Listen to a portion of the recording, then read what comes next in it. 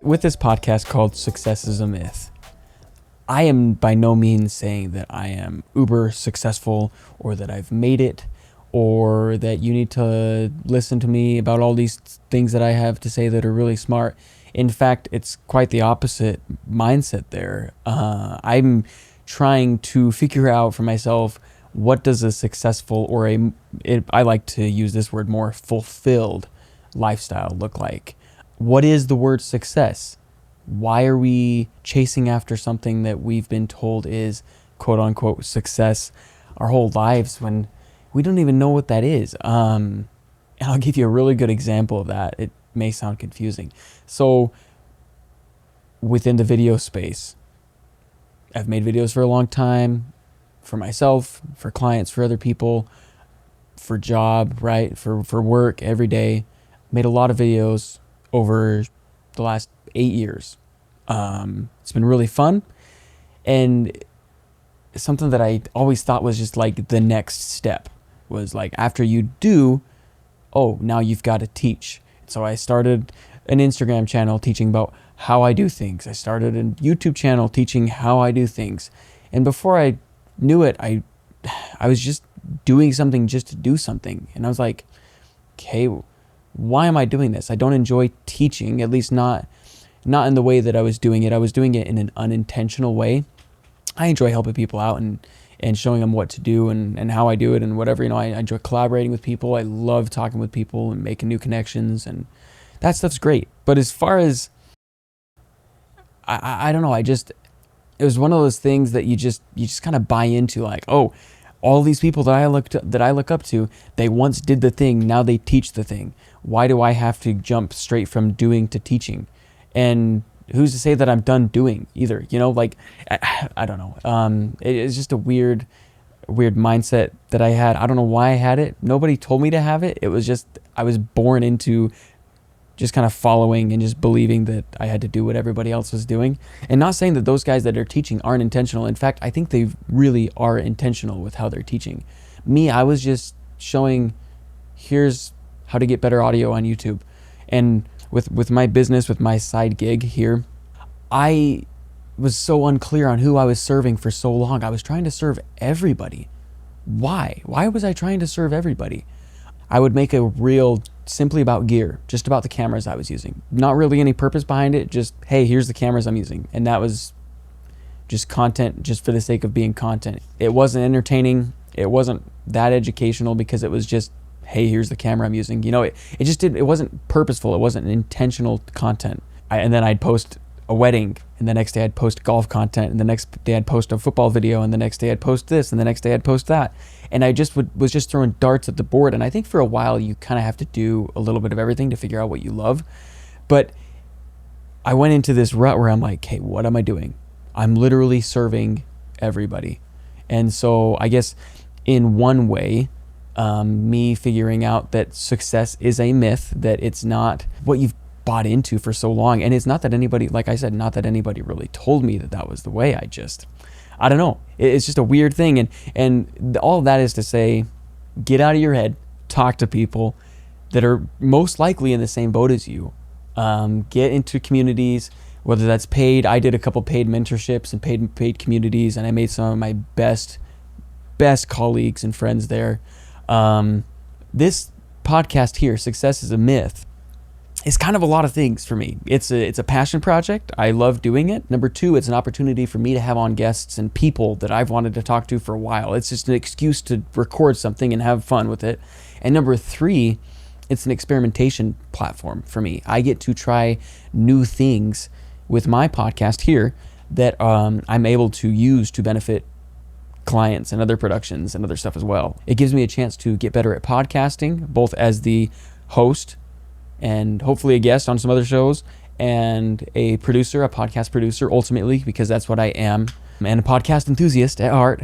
It gives me a chance to get better at YouTube, at the YouTube game, and it gives me a chance to get better at Instagram and social cuts and all the different platforms, Facebook and LinkedIn, and figure out what kind of content works best for each platform. So yeah, that's just a little spiel on how I view this podcast. I'm not trying to say that I am successful or that, man, just listen to me and you'll be successful. That is not, I just hope that that's not what the "Success is a Myth" title gives off. I hope the vibe that it gives off is literally success is a myth. Take what everybody else says with a grain of salt. Just figure it out for yourself. Try to find what fulfills you and live life the way that fulfills you, I think, is the best way to do anything. So yeah, I'm going to move on to the next point before I just talk everything to death here. Yeah, so today we're going to talk a little bit about things that I've learned the hard way. Just as a content creator, as a podcast producer, as a video creator, as a person. The first one that I've got here is nobody cares. And in the best way possible. Often we put out content and we just have such a hard time getting it out there, such a buffer to putting it out there because we're so worried about what everybody's going to think. And the more you do it, the more you realize nobody really cares. Not that nobody cares about you, but yes, that nobody cares about like whether you put something out and it doesn't get more than 10 likes. I mean, it's a blessing and a curse that nobody cares. Like, just come out the next day or the next week or whenever and put out another video or picture and put out another piece of content. Once you can get over the hurdle of caring what everybody thinks all the time, and I'm not going to say that it's not still a struggle, but I think it's good to just detach yourself from the likes and the comments and all that stuff, because truthfully, nobody cares. I mean, you put your stuff out and I remember just thinking, oh, what are all my friends going to think? What are all my family members going to think? And then the more you do it, the more you realize, like, okay, maybe they're not even the person that I'm trying to talk to. And in that case, I don't want to waste their time with my videos, you know? Like, it's a funny mindset we get into of like, I wonder what they think. And yeah, it just stop, you know, like it's a relief. It is such a relief to realize that nobody cares. I'm not offended that people don't watch my videos. I'm like, cool. Like, I'm not trying to talk to you anyways, you know, I'm trying to talk to this person or this person, you know. I get into that later about like finding your audience, about how I had to kind of niche down, whatever that word is, and find my audience and find who I'm trying to talk to. But yeah, nobody cares. Nobody cares. The second thing that I learned the hard way is every piece of clothing you wear, every single thing you say, every single thing you do is part of your brand. It's part of your personal brand. And this is, man, personal brand, I wish there was just another word for it that I could use because it's so overused. But personal brand at its core is, what are you remembered for? What do people know you for? Like, what are you to people? I'll give you a really good example. So my uncle Clendon, he's a farmer, and he wears around this big old, almost like a cowboy hat, but it's not a cowboy hat. It's like a straw. He wears around these straw hats all the time. And I didn't know that he didn't wear those until I went to church with him. And I'm like, oh, that's Uncle Clendon, but without a straw hat. What the heck? But that's his brand. Like, he's tall. He's got the straw hat on. You see him in a crowd and you're like, that's Uncle Clendon, you know? That's his brand. Whether he means to do it or not, he wears those things everywhere. It's the flannel shirts. It's the straw hats, you know? That's his brand. That's just a good example that I can think of off the top of my head of that. And so for me, I've tried to be more intentional about what I'm wearing on camera, but not only on camera, but also what I'm wearing and saying and how I'm carrying myself when I'm with people, specifically the people that I want to surround myself with and want to, that I just feel like I fit into more, you know?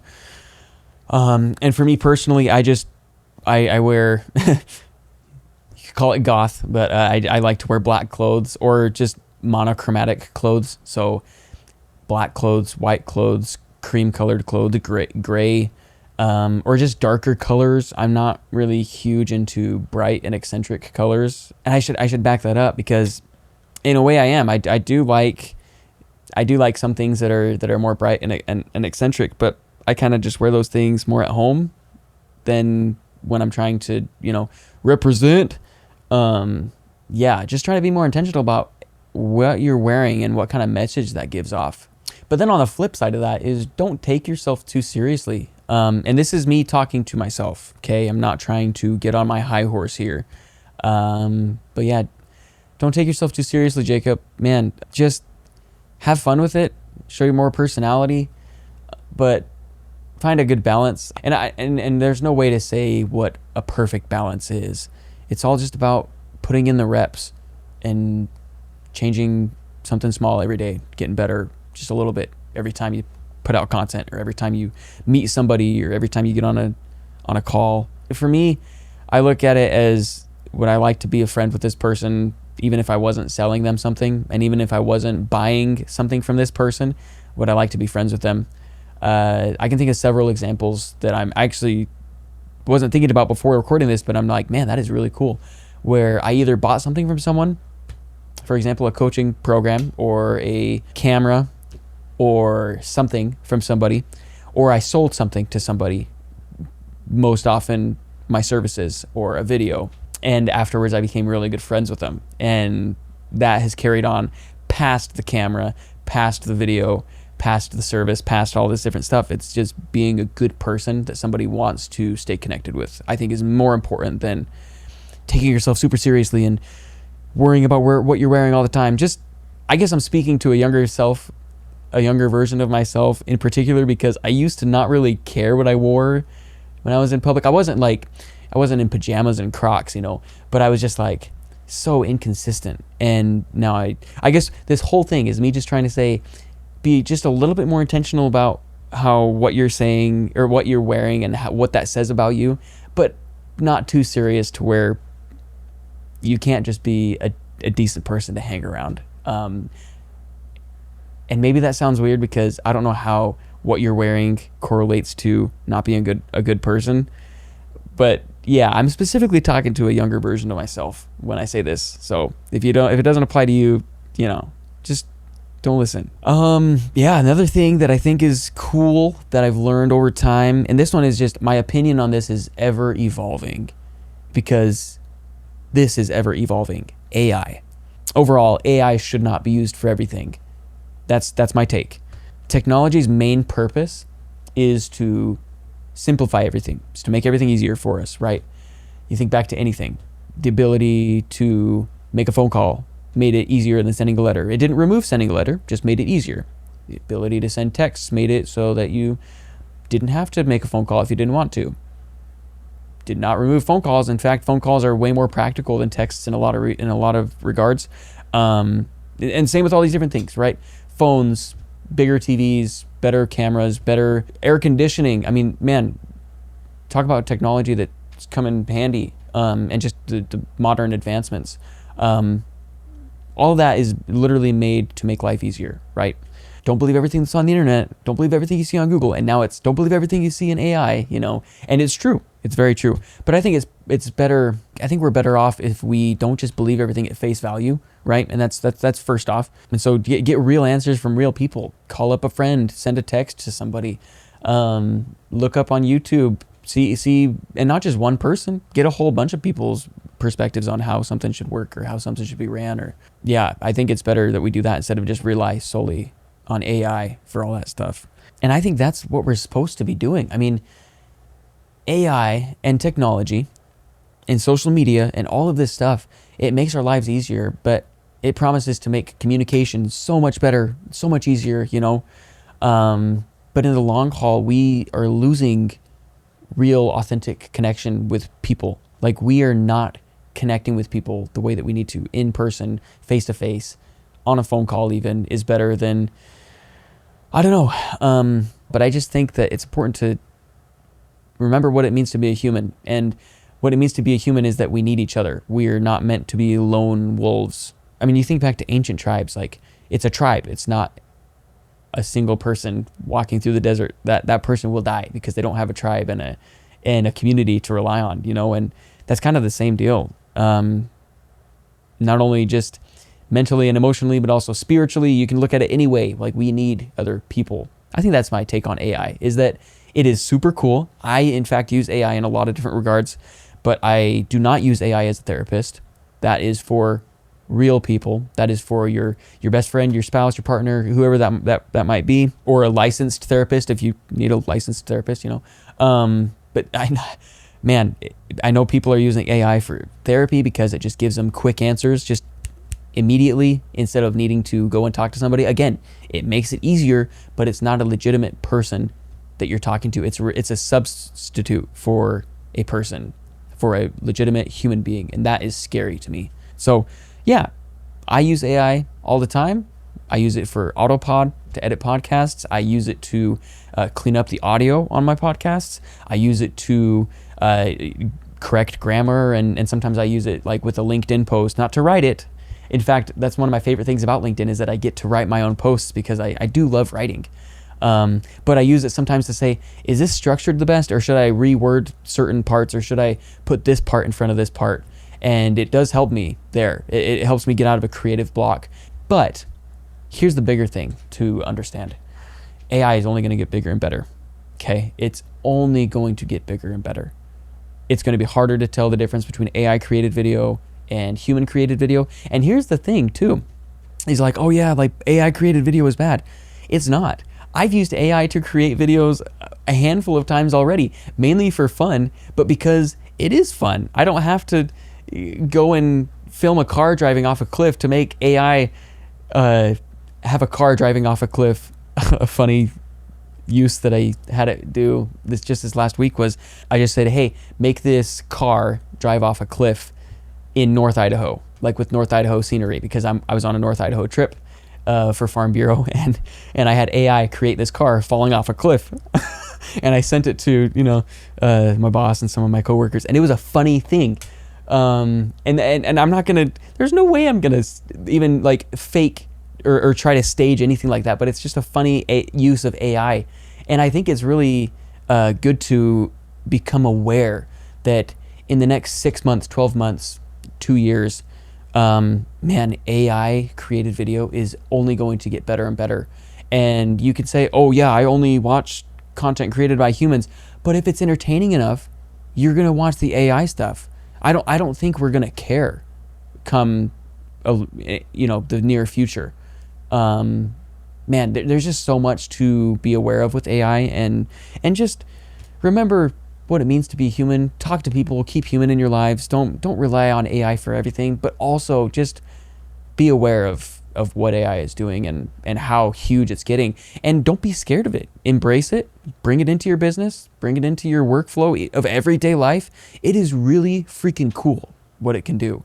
But don't lose your head in it all. That's what I'd have to say on that. The next thing that I would say that I've learned over time is that people do judge a book by its cover. And that's a good thing. It's not a bad thing. It's just one of those quotes that's, oh, don't judge a book by its cover. But literally, if your first impression to somebody is not a good one, they're probably not going to want to meet you or hang out with you or do business with you again, right? On social media, if the first 2 seconds of your video are not enticing enough to get somebody to stay, they're just going to swipe away, and you're going to lose that view. And it's fine, but it's just the way that it is. So I think you're doing yourself a disservice. And again, I'm talking to myself here. I'm doing myself a disservice by believing that, oh, people don't judge books by a cover. Like, I think you're doing yourself a disservice by believing that people are going to give you a shot. Why? Like, why do you deserve a shot more than the other, what is it, like 2 billion or something amount of people that have an Instagram account? Or maybe it's more than that, or a social media account. There's over 400,000 active podcasts. Why should people care about you more than anybody else? And it's actually a relief to realize that people do judge books by their cover, because then it forces you to internalize and just say like, oh, okay, how can I become the best first impression for people, whether that's in person or with your content or whatever. So that's just kind of a cool thing that I heard on a podcast the other day, is people do judge books by their cover. I can't remember what podcast it was, and it said, back in the 1830s, when everything was leather-bound books, and you don't see the content until you get inside, you do have to give everything a chance. But it's not a bad thing. that people judge books by their cover. I mean, naturally. I mean, think in a way, like as humans, we've got to keep ourselves safe, right? That's an extreme term for what I'm trying to explain here. But you're just trying to say, okay, I don't want to associate with that, and I do want to associate with that. So we do have to make good judgments of what we do and do not want to associate ourselves with, whether it's with a person or a book or a podcast, a social media page, literally anything, a business. It's good that we, as people, judge things because we say, is that something I want to do? Is that something I want to buy from? Does that ice cream look good? You know, whatever it is. And so it's good. I think it's really good that we have the opportunity to, as on the back end of that, to say, how are people perceiving me? How am I being judged? Like, what is my cover? What does my cover say? So, yeah, just I would argue that quote is no longer relevant of don't judge a book by its cover. Okay, this is more of a fun one. Playing video games as an adult does not make you a loser. If you do nothing but play video games, then yeah, maybe you're a loser. But it's okay to, you know, work your butt off all day or all week or whatever it is, and just be like, yeah, I want to crank out a couple games of Madden, or yeah, I want to play some Minecraft or COD, whatever it is. There's a million games. I think it's okay to occasionally, you know, it's important not to ignore your family or ignore yourself and your health and whatever. But occasionally, I don't think there's anything wrong with playing video games as an adult. I think it's fun. I think it's a healthy outlet. I think it kind of revives me a little bit from just being so drained from doing content and talking to people all day. Yeah, that's just a quick take that I once believed. I mean, I did play video games for like a year and a half when I first got married because I'm like, yeah, adults don't do that. And it's good to hustle, you know, but it's okay to have hobbies, and those hobbies do not need to be, approved. Those hobbies don't need to be approved by anybody for you to enjoy them and for you to want to do them. So the next thing that I'm going to say is, when you're talking to a camera, whether it's for a podcast or social media content, YouTube video, whatever it is, most people, and myself included, I used to be this way bad. I would just get so tense, and I'm like, oh my gosh, I'm talking to everybody on the internet right now. And you just like freeze up. And you just, I can't even just formulate a sentence, you know? And you're only talking to one person at a time.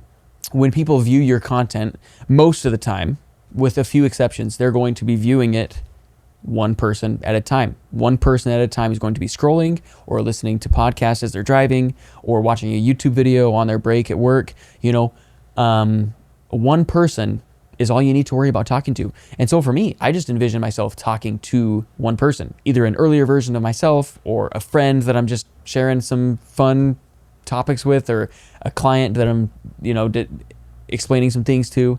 I just envision myself talking to one person. And that makes it a lot easier because then you don't have to have the pressure of, what's up guys? Mr. Beast here, back doing this video for billions of people, and this is what we're doing today. That's not everybody. You don't have to be that guy. You don't have to do that. Just talk to one person. It makes it so much easier to talk to the camera.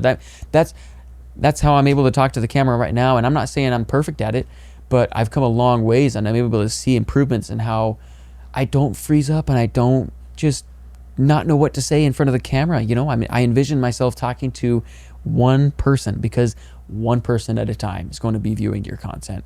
Ryan Coral from Grow Your Video Business, or from Studio Sherpas, or from Tell Studios, he's got all these different things that he does. He does a really good job of this. At the beginning of every one of his podcasts, he says, hey friend, and it's not, hey friends, or hey guys, it's just, hey friend, how's it going? Like, today we're gonna do this and blah blah blah. And he's got his own rhythm down to where he's just talking to one person at a time, and it makes you feel really like he's talking to you and not like he's trying to make content for the masses, because I feel like when you make content for everybody, it just kind of sticks to nobody, you know? So that's just cool information there. So here are some of the pluses of niching down. And by niching down, I mean deciding to serve one or two audiences, you know, having a more narrow focus on who you're serving instead of trying to serve everybody. And so to illustrate what I'm saying, I'll give you a perfect example. Me. I used to make everything, you know. I used to think that I had to make every single video for every single person. Weddings, real estate, sports, commercials, podcasts, music videos, you know, brand videos, all of this different stuff, drone content for people, social media stuff. I made myself feel like I had to do all of it in order to be able to do any of it. And when you're starting out, of course, you want to explore everything so you can figure out what you like doing and what you're best at and what people want the most from you. But the more you do everything, the more you're just going to burn yourself out. And so picking one or two things that you decide, okay, this is my thing, is really good. And for a couple of reasons.